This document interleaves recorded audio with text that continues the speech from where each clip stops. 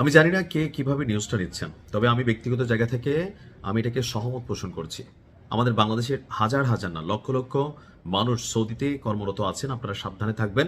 তবে এই লড়াইটা ভাই ভিন্ন জায়গা থেকে আমি মনে করি মক্কা এবং মদিনা ছাড়া ইরানের দ্বারা যদি সম্ভব হয় সৌদির সবগুলা তেল ক্ষেত্রকে জয় বাংলা করে দেওয়া উচিত। কেন?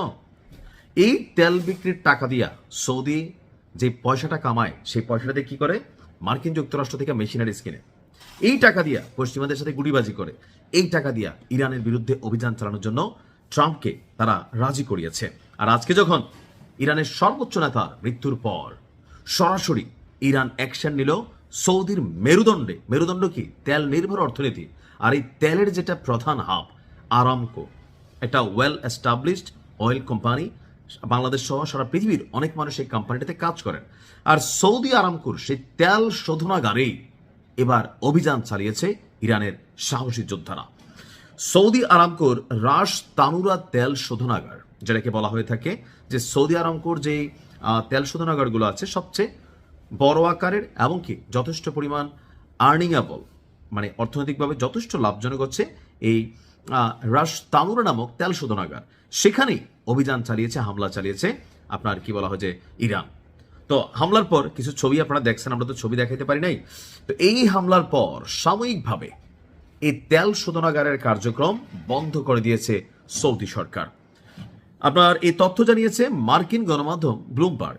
সামাজিক যোগাযোগ মাধ্যমে ছড়িয়ে পড়া ভিডিওতে দেখা যায় শোধনাগারে আগুনের কালো ধোঁয়া, তবে আগুন নেভানোর জন্য সর্বোচ্চ পরিমাণ চেষ্টা করা হয়েছে।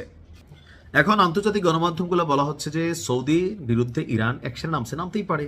এই সৌদি সম্পর্কে যত কিছু বের হচ্ছে, আমি যদি বা ইরানের ক্ষমতার মধ্যে থাকতাম কবে যে ধরেন মাইকা বাপ করে দিতাম, বুঝছেন না?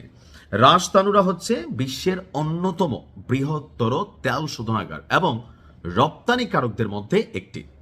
হামলার পর সতর্কতা স্বরূপ শোধনাগারের সকল কার্যক্রম স্থগিত করা হয়েছে। এই তেল শোধনাগারের দৈনিক ক্ষমতা প্রায় 5,50,000 ব্যারেল, আর এটি সৌদি অপরিশোধিত তেলের জন্য খুবই গুরুত্বপূর্ণ একটা টার্মিনাল হিসাবে কাজ করে। তো এটা নিয়ে আবার অনেক রাষ্ট্র যারা সৌদির চামচ আছে, তো এরা বলতেছে না না এটা তো ঠিক হয় নাই ভাই, এটা তো মানা যায় না। ইরান আসলে কি শুরু করছে? ওদিক দিয়ে কাতারে ফুড়াই দিচ্ছে, আরব আমিরাতকে ফাড়াই দিচ্ছে, বাহরাইনকে ডুবাই দিচ্ছে। ইরান কি শুরু করলো? আমরা এতগুলা মধ্যপ্রাচ্যের রাষ্ট্র, আমরা নাকি মুরগা পাইলো নাকি? হ্যাঁ, আমাদের কাদের সাথে বন্ধুত্ব আছে, খেলা হবে। ভাই, এই মুহূর্তে ইরান হচ্ছে আহত সিংহ। জানেন তো গল্পটা? একটা অনাহত সুস্থ সিংহ যতটুকু, বা একটা বাঘ সুস্থ অবস্থায় তার মধ্যে যতটুকু রাগ গোসা জিদ কাজ না করে, যদি সে ক্ষত হয়, আহত হয়, 100 গুণ পরিমাণ ক্ষিপ্র হয়ে যায়। এই মুহূর্তে ইরানের কলিজায় কি জ্বলছে? প্রতিশোধের নেশা। যেই রাষ্ট্র, যারা চামচ, যতগুলো রাষ্ট্র আছে আরবদের মধ্যে, যারাই ইরানের বিপরীতে গুটিবাজি করছে, মার্কিন যুক্তরাষ্ট্রকে সহায়তা করছে, আমার মনে হয় চুনকে একটার মধ্যে ভাই একটা এরকম বড় বড় মেশিন চেয়ে মারতে হবে যেন খেলা জমে। যুদ্ধ তো লাগে গেছে, ইরান শেষ হয়ে যাবে 100%। আমি অ্যাডভান্স বলে দিতে পারি।